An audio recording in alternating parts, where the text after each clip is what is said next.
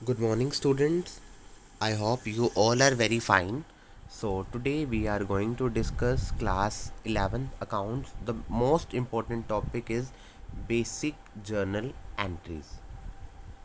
It is you can say it is the ABC of account. जैसे आपके लिए starting बच्चे के लिए वो अल्फ़ाबेट्स जानना बहुत ज़रूरी होता है, ऐसे ही अकाउंट्स में आपका इन जर्नल एंट्रीज़ का जाना बहुत ज़रूरी है. फर्दर आप कभी बैंक में जॉब करो या कहीं पर भी एज ए अकाउंटेंट भी जॉब करते हो तो आपको ये एंट्रीज़ बहुत डिटेल में पता होना ज़रूरी है, क्योंकि इन्हीं एंट्री के बेसिस पे ही आप पूरी अकाउंटिंग को सीखते हो.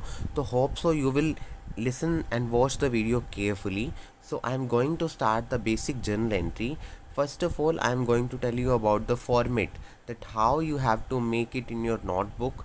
First of all, you have to maintain the lines as I have mentioned in the top boards. So first date, then line particular, LF, debit amount और क्रेडिट अमाउंट. डेट तो आपको पता है हम जो बनाते हैं, पर्टिकुलर्स में हम क्या मेंशन कर रहे हैं इसके बारे में मेंशन करना है. एलएफ होता है लेजर फोलियो, यानी ये एंट्री कल को आप अपने लेजर खातों में भी रिकॉर्ड करोगे तो कौन से पेज नंबर पे आपने ये रिकॉर्ड किया होगा, उसके एलएफ बनाया जाता है. ये डेबिट का अमाउंट और क्रेडिट का अमाउंट ये रुपीज़ के सिंबल है हमारे. तो फर्स्ट आपको बिल्कुल बेसिक सा रूल बता देता हूँ. जब भी आपके बिजनेस में पैसा आएगा तो आपने कैश को डेबिट करना है, और जब भी जाएगा तो कैश को क्रेडिट करना है. तो द फर्स्ट एंट्री से हम स्टार्ट करते हैं. बेसिक एंट्री है स्टार्टेड बिजनेस विद कैश, कि आप अपना बिजनेस स्टार्ट कर रहे हो, यानी बिजनेस में कैपिटल को इन्वेस्ट कर रहे हो. तो हमारे बिजनेस में कैश आ रहा है, लेकिन किसकी वजह से आ रहा है? कैपिटल की वजह से आ रहा है. तो एंट्री क्या बनेगी? पहली entry cash account debit to capital account. हम जर्नल जो है ना डेली बनाते हैं, लेकिन इसको हम मंथली तक कंसीडर करके चलते हैं. हम हर मंथ बना नया बनता है हमारा. तो cash account debit to capital account, ये हमारी फर्स्ट एंट्री हो जाएगी. ये हमने दो लाख रुपए से हमारा बिजनेस क्या करा है, स्टार्ट करा है. नीचे जो मैंने ये राइट किया हुआ है इसको बोलते हैं नरेशन. आपको हर एंट्री के बाद ये नरेशन भी राइट करने हैं. इसके मार्क्स होते हैं started business with cash ₹2 lakh. Everything seems good when it is written in a proper way. तो आपका जो सब कुछ अगर सही भी लिख रहे हो लेकिन वे प्रॉपर नहीं है तो भी गलत हो जाएगा. तो आपको इसी प्रॉपर वे में ये चीज़ों को रिकॉर्ड करना है. 2019 अप्रैल 1 आपने इसको रिकॉर्ड करा. अब आपको पता है बिजनेस स्टार्ट कर दिया, तो खाली बिजनेस स्टार्ट करने से तो काम नहीं चलेगा ना, आपको बिजनेस में और चीज़ें भी खरीदनी बेचनी पड़ेंगी. तो नेक्स्ट एंट्री है जब हम सामान खरीदते हैं. मान लो मैं शूज़ सेलर हूँ, तो शूज़ खरीदूंगा, शूज़ बेचूंगा, तो वो मेरे लिए गुड्स हैं वो.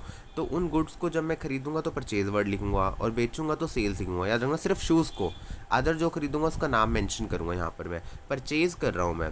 अब मैं कैश में परचेज़ कर रहा हूँ तो मेरा पैसा जा रहा है, तो कैश यहाँ पे क्या हो रहा है, मेरा क्रेडिट हो रहा है. बताया था ना, पैसा आए तो कैश डेबिट, जाए तो credit.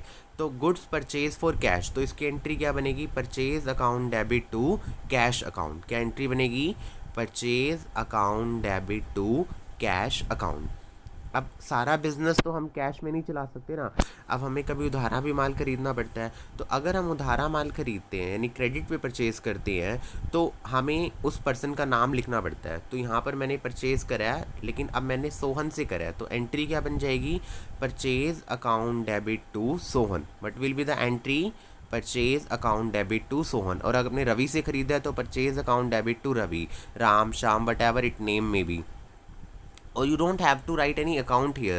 In front of name you don't need to mention any account. Now move to our next entries. अब on April 7, अब 1 अप्रैल को बिज़नेस स्टार्ट करा था, तो 6-7 दिन बाद हमने क्या करा, परचेज़ कर लिया, सब कुछ खरीद लिया. अब हम परचेज़ करेंगे तो माल ऑब्वियस सी बात है बेचेंगे भी सही. तो बेचोगे सामान तो आपके पास पैसा आएगा या जाएगा? आएगा, ऑब्वियस है. तो जब पैसा आएगा तो कैश क्या होएगा? डेबिट. किसकी वजह से डेबिट हो रहा है? To sales account. तो एंट्री क्या बनेगी कैश सेल की आपकी? Cash account debit to sales account. What will be the entry? Cash account debit to sales account. अगर यही माल आप कैश में नहीं बेचते, सपोज आपने किसी पर्सन को उधारा माल बेच दिया, तो आपको उसका नेम लिखना पड़ेगा एज इट इज़. तो हमने यहाँ रवि को उधारा माल बेचा, तो मैंने एंट्री क्या लिखी है? Ravi debit to sales account. Ravi को मैंने 50,000 रुपये का माल उधारा बेचा है, तो sold goods to Ravi on credit. नीचे नरेशन मैंने मेंशन कर दिया. अच्छा, उसके अलावा मैंने 11 तारीख को क्या ख़रीदा, फ़र्नीचर ख़रीदा। तो मेरी दुकान में क्या आया, फ़र्नीचर आया, और उसके बदले क्या चला गया, कैश चला गया। तो एंट्री क्या बनेगी, जो आ रहा है उसको डेबिट कर दो, जो जा रहा है उसको क्रेडिट कर दो।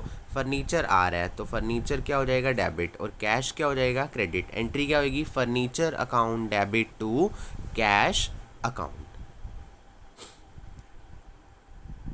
Now move to our next entry.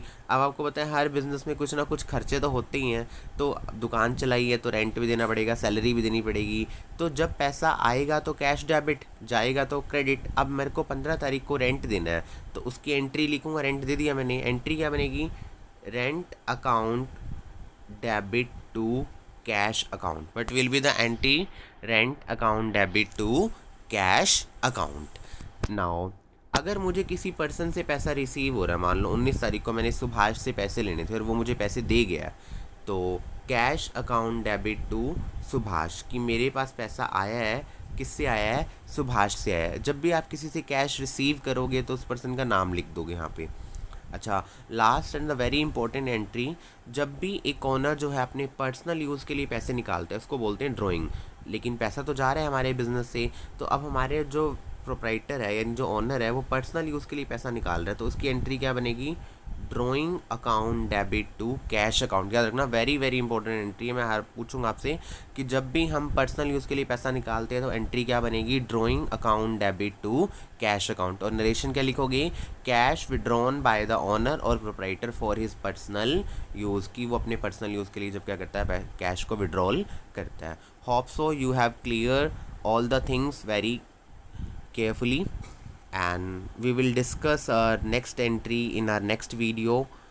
You have to write all these entry in your notebook. Thank you.